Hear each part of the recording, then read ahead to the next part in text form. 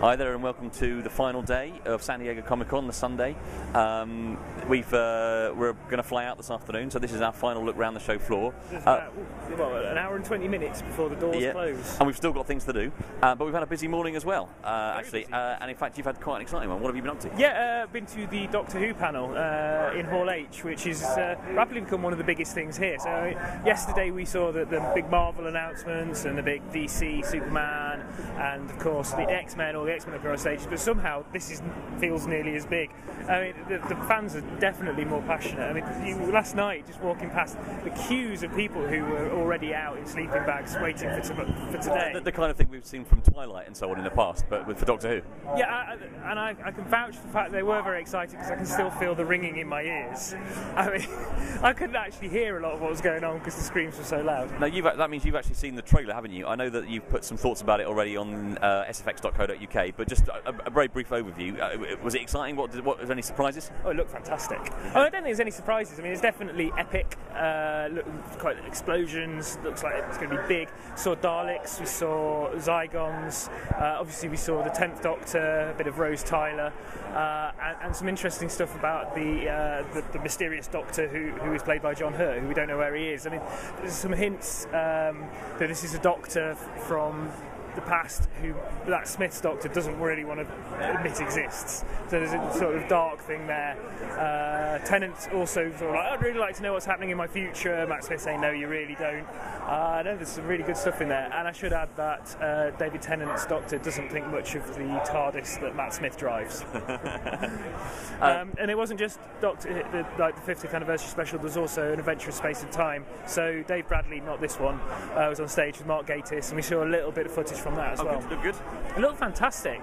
Really cool period recreation of the 60s. You know, the old school TARDIS. It's a really nice bit at the beginning where you've got the sort of counter for the date, and it just sort of whizzes round and then just stops on 1963.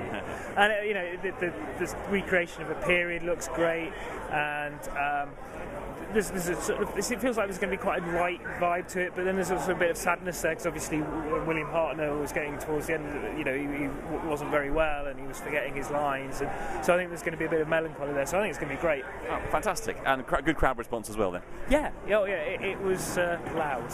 I mean, just walking in at the beginning, people were clapping like. And waving sonic screwdrivers in the air, quite incredible.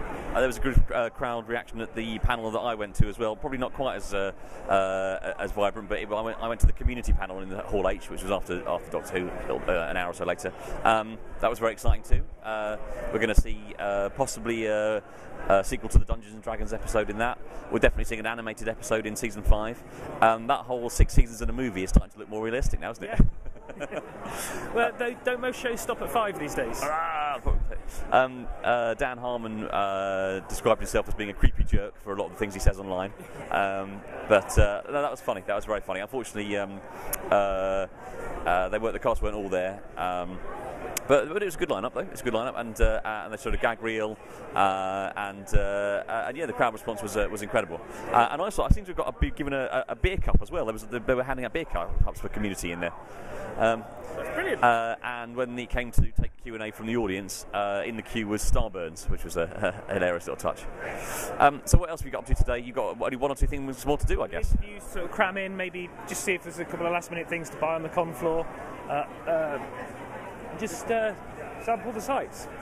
Excuse me.